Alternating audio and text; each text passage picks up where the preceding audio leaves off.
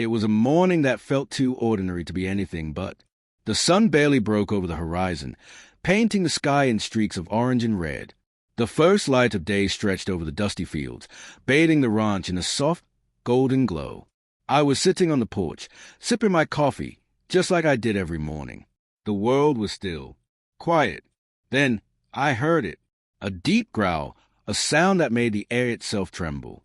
Engines, too loud, too heavy, straining under pressure. Tires chewing through gravel with an unrelenting force, like they had a score to settle. And then, crash. Not a mere bend in the gate, but an explosion. Splinters flew past me, the goat scattered in every direction, and my coffee froze halfway to my lips.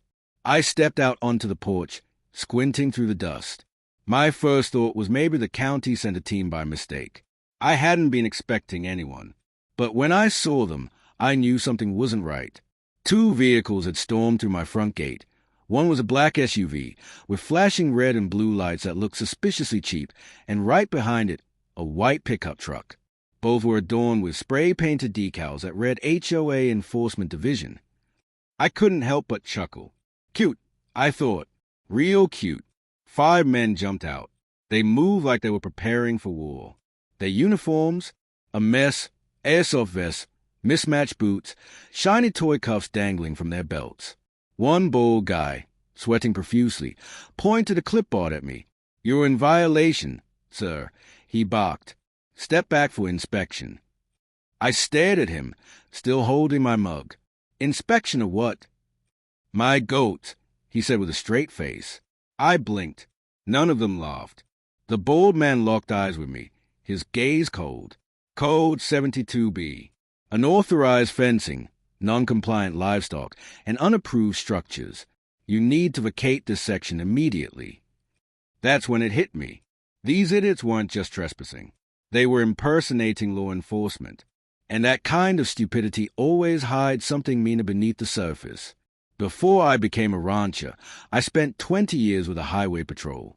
I'd dealt with liars before. Good ones, bad ones, and desperate ones. But these guys? They were the worst. I set my coffee mug down on the porch rail, facing them calmly. "Boys," I said, "this here's private land, 2 miles outside your little HOA bubble. You've just committed felony trespassing." For a moment, they were silent. Then, the bald guy puffed out his chest, trying to intimidate me. "We're authorized to enter any property connected to Whispering Pines Estates." I smiled. "Funny, this land's never been part of your little neighborhood. Never has, never will." He took a step closer, his hand hovering near a fake holster, like he was in some action movie. One of his men started recording on his phone. Another guy was measuring my fence with a tape, pretending it was some kind of reality show. My blood began to boil. Not out of fear, but pure rage. These weren't just fake cops. They were thugs pretending to be enforcers. And I wasn't about to let them get away with it. "You think you're above community law, Mr. Porter?" the bald one asked, trying to provoke me. "No," I said, "just not below yours." I could see the twitch in his jaw. He wanted me to snap, to give him a reason to take me down, to act like the hero. But I wasn't going to give him that satisfaction. Instead, I reached into my pocket, pulled out my phone, and typed a short message, Iron Stag code red. I slipped it back into my pocket and smiled. "You boys might want to wrap this up quickly," I said, "because in about 2 minutes, this road's going to sound like thunder." At first, they didn't understand. But then, they heard it, the sound of engines roaring in the distance, low at first, then growing louder, coming closer. A line of motorcycles crested the ridge, chrome flashing in the sunlight, dust swirling behind them. My crew, the Iron Stags, Doc, Boomer, Rex, and the rest of the brothers who didn't know how to spell surrender even if you gave them the first 6 letters. The bold man toned, squinting into the distance. I grinned. "That," I said, "is a real neighborhood watch." The engines grew louder as my crew rolled in, motorcycles roaring like a storm. My crew knew how to make an entrance.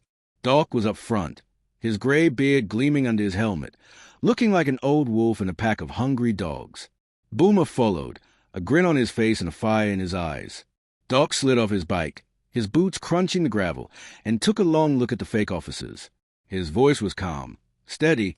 "Morning, officers. You lost? Or is this what passes for code enforcement nowadays?" Tattoo Neck, what I was calling the bald guy, puffed out his chest and waved his clipboard like it was a badge. "You're interfering with a lawful process," he barked. Doc raised an eyebrow. "Lawful? Huh? That paper's blank, son." Tattoo Neck glanced down at the clipboard, realizing it was covered in nonsensical scribbles, most of it unintelligible. My crew chuckled low, the sound of their engine still rumbling in the background. That noise alone was enough to make anyone second-guess their position. I stepped forward slowly, letting my boots crunch in the dirt with every step. "You're trespassing on private land," I said, my voice steady but firm. "And you're impersonating law enforcement. I could have you cuffed before you finish your next lie." He sneered. "You think your biker gang scares us?" Boomer revved his engine, the roar of his Harley shattering the air. "We're not a gang, son," he said, his voice sharp. "We're neighbors." That hit them hard. One of their guys backed away toward the SUV. Another stopped recording. The guy with the tape measure. Well, he suddenly forgot how numbers worked. I took another step forward. "You came here under someone's orders," I said, keeping my voice low. "So tell me, who sent you?" Tattoo Neck flinched, his eyes darting. He wasn't a mastermind here, just a hired fool. Then, as if realizing he had said too much, his radio crackled to life. "Unit 3, report status. Proceed with acquisition, if uncontested." Acquisition? The word hit me like a nail. This wasn't just an HOA stunt. This was a land grab. I leaned in closer. "You're not from any HOA," I said, my voice cold. "You're working for someone who wants this ranch." Tattoo Neck didn't answer. Instead, he and his men started retreating back to their trucks. "You're letting us leave," he shouted. "Sure," I said. "You came here pretending to be the law. That means the real law is going to want a word with you." They sped off, leaving me standing there with a shattered gate and my temper barely in check. That night, the iron stags gathered in my barn.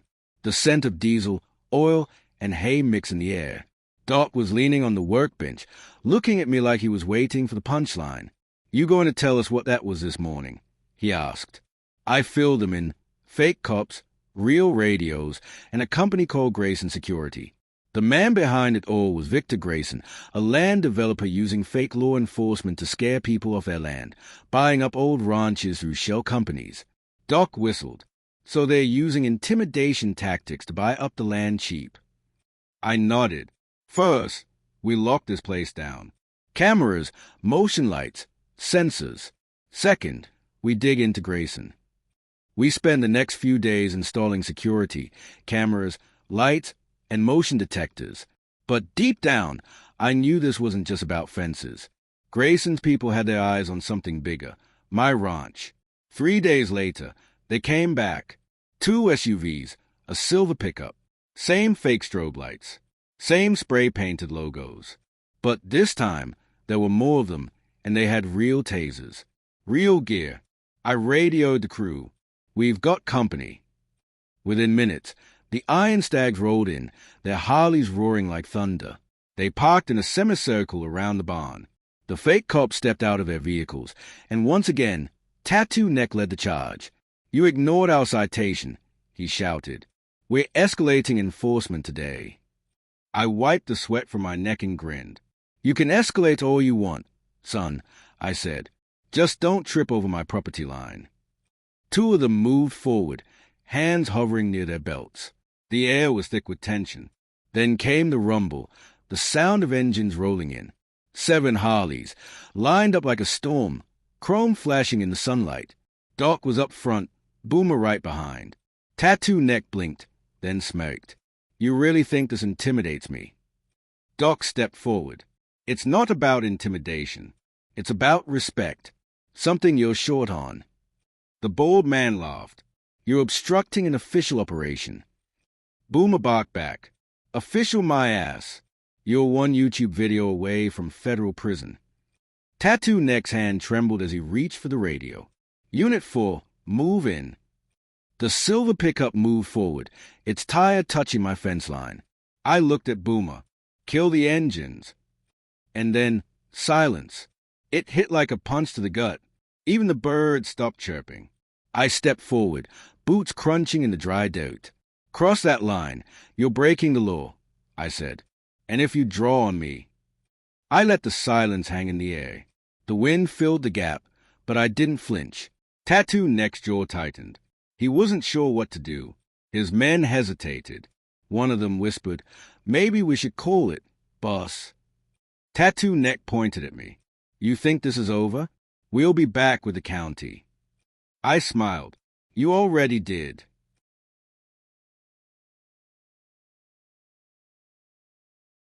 The sheriff came by the next day. Duke Holloway, a man I'd once ridden patrols with 20 years ago. He stepped out of his tan cruiser, giving me that same calm smile he'd always had. "Guess you had visitors," he said. I handed him my phone, the video of the fake cops playing out in full detail. He watched it, nodding slowly as the fake uniforms, the standoff unfolded on the screen. When it ended, he exhaled, "Hell, Cole, this is organized dumb." Doc spoke up. They had real police radios. That got Duke's attention. "Real radios," he muttered. "So, they're not amateurs. Someone's supplying them." I nodded. "They are being supplied by Grayson." Duke rubbed his jaw. "Don't take the bait. They want escalation, so they can spin the story their way. You keep it low-key for now." I agreed. We'd play it smart. A week later, we had enough proof. Grayson was arrested. His HOA president, Nancy Breyer, was charged with embezzlement. The media called it the Whispering Pine Scandal. That afternoon, the town threw a barbecue on the ridge. Kids ran around, dogs barked, and the smell of smoke filled the air. It was peaceful, the kind of peaceful you fight for. But I knew that the war wasn't over. Grayson was in custody, but there would always be more like him. Duke showed up later, standing near the fire with a slow smile. "You sure know how to make noise, Cole." I smiled. "Noise kept us alive, Duke." The world may have seemed quiet now, but I knew better. There was always another battle. But for today, the Iron Stags had won. And for the first time in a long time, I could finally rest.